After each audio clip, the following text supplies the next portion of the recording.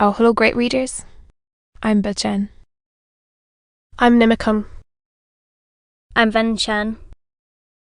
In this class, I'll read all of you a part of Moby-dick wa the whale. S. L.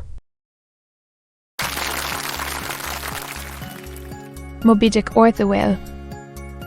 Herman Melville. Chapter 12, Biographical. Creek was a native of Rokovoko, an island far away to the west and south.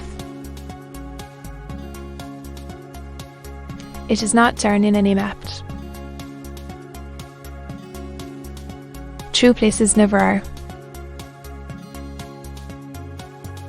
When Anu savage running wild about his native woodlands in a grass cloud, followed by the nibbling goats, as if he were a green sapling. Even then, in Quickwag's ambitious soul, lurked a strong desire to see something more of Christendom than a specimen whaler are. 2. His father was a high chief. Again. His uncle a high priest. And on the maternal side he boasted, and so were the wives of unconquerable warriors. There was excellent blood in his veins, royal stuff. Those that leave it aided. I Pharaoh. By the cannibal propensity he nourished in his untutored youth. A Seg harbour ship visited his father's bay, and Queek sought a passage to Christian lands. But the ship, having her full complement of seamen, spurned his suit, and not all the king his father's influence could prevail. But Queek bade a vow. Alone in his canoe, he paddled up to a distant strait, which he knew the ship must pass through when she quitted the island. On one side was a coral reef, on the other a low tongue of land, covered with mangrove thickets that grew out into the water. Hiding his canoe, still afloat, on one of these thickets, with its prow seaward, he sat down in the stern, had a low in hand, and when the ship was gliding by, like a flash he darted out, gained her sight. With one backward dash of his foot capsized and sank his canoe,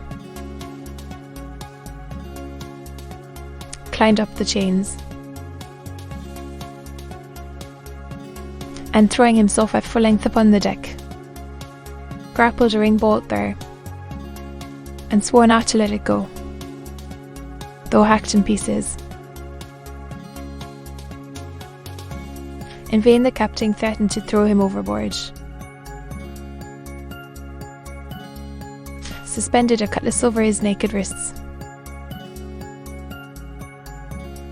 Queek was the son of a king, and Queek budged not.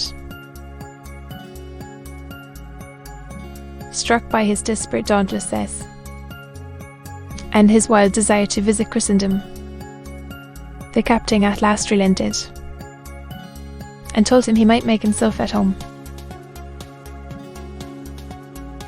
But this fine young savage as sea Prince of Wales never saw the captain's cabin. They put him down among the sailors, and made a whaleman of him. What legs are Peter content to toil in the shipyards of foreign cities? Queek disdained low seeming ignominy, if thereby he might happily gain the power of enlightening his untutored countrymen. For at bottom, so he told me, was actuated by a profound desire to learn him on. the Christians. Their arts were by to make his people still happier than they were. And more than that, still better than they were. But us, the practices of Wellman soon convinced him that even Christians could be both miserable and wicked. Infinitely more so than all his father's heathens. Arrived at last in Old Sick Harbour, and seeing what the sailors did there, and then going on to Nantucket, and seeing how they spent their wages in that place also, poor Quick gave it up for lost. Thought he, it's a wicked world in all meridians. I'll die a pagan.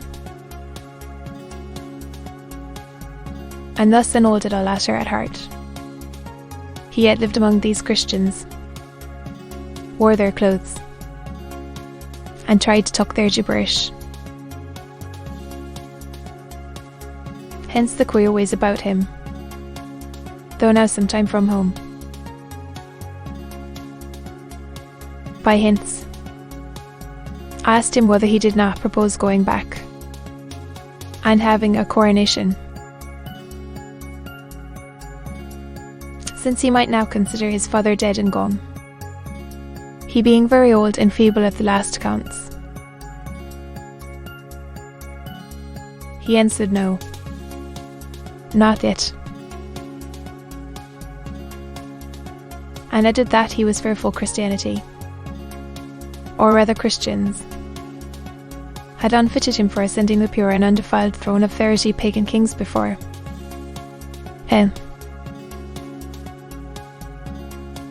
But by and by, he said he would return, as soon as he felt himself baptized again. For the nonce, however, he proposed to sail about, and sow his wild oats in all 4 oceans. They had made a harpooner of him, and that barbed iron was in lieu of a sceptre now. I asked him what might be his immediate purpose, touching his future movements. He answered, to go to sea again, in his old vocation. Upon this, I told him that whaling was my own design, and informed him of my intention to sail out of Nantucket, as being the most promising port for an adventurous whaleman to embark from. He had once resolved to accompany me to that island, ship aboard the same vessel, get into the same watch, the same boat, the same mess with me, in short, to share my every hap, with both my hands in his, boldly dip into the potluck of both worlds. To all this I joyously assent, for besides the affection I now felt for Quick, he was an experienced harpooner, and as such, could not fail to be of great usefulness to one who, like meat, was wholly ignorant of the mysteries of whaling, though well acquainted with the sea, as known to merchant seamen. His story being ended with his pipe's last dying puff, Quick embraced me, pressed his forehead against mine, and blowing out the light, we rolled over from each other, this way and that, and very soon were sleeping.